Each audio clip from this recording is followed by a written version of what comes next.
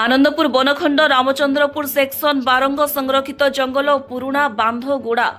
नंदाबार रास्तार दुई बाइक आरोही सहित हरिणर मुहांमुही धक्का घटनास्थल में हरिणर मृत्यु होगा सहित दुई युवक गुरुतर स्थानीय अंचल युवकों सहायतार दुई युवक को उद्धार कर प्रथमे पुराणा बांधगुड़ा मेडिकल पर अवस्था गुरुतर थिबारु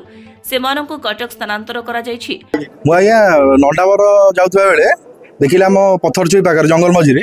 दी जन आम स्थानीय ग्राम कोड़ीपाल दी जन युवक गोटे हरिणटी को धक्का दे रास्ता घर पड़ी हरिणटी पड़ी मरी जाइए गाड़ी पूरा गोटे गचर लगी दी जनकर पूरा सीरीयस अवस्था होता दी जनर गोड़ भी भांगी जाइए सागे सागे गाँ पिला फोन कली फरेस्ट डिपार्टमेंट फोन कली समस्ते आसिले समस्त सहयोग पुराणा बांधगुड़ा गोष्ठी स्वास्थ्य केन्द्र गणाई अवस्था बहुत गुरुतर अच्छी तो तेणु एठू आंदपुर नहीं कटक स्थानांतर हो पारती खाली गोटे अनुरोध वन विभाग तरफ जमी बहुत गरीब पिला से दी जन जमी चिकित्सार कौन असुविधा न हो समस्त खर्च वन विभाग बहन करू ये खाली अनुरोध। सर्वप्रथम कह गले आज्ञा जंगल भीतर रास्ता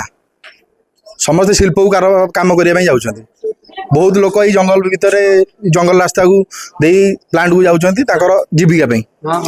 मेन कथा है रास्ता जदि आम कर तार जाली दिया होता तो आराम से हरिण जंगल भीतर रुहते लोक रास्तार जाते जेहेतु कौन सुरक्षा बाड़ ना लोक मैंने धीरे धीरे गले हरिण आसिक डेंगी बाड़ी होती किसी दिन तले दुई तीन हरिण एमती आघात हो मृत्यु होते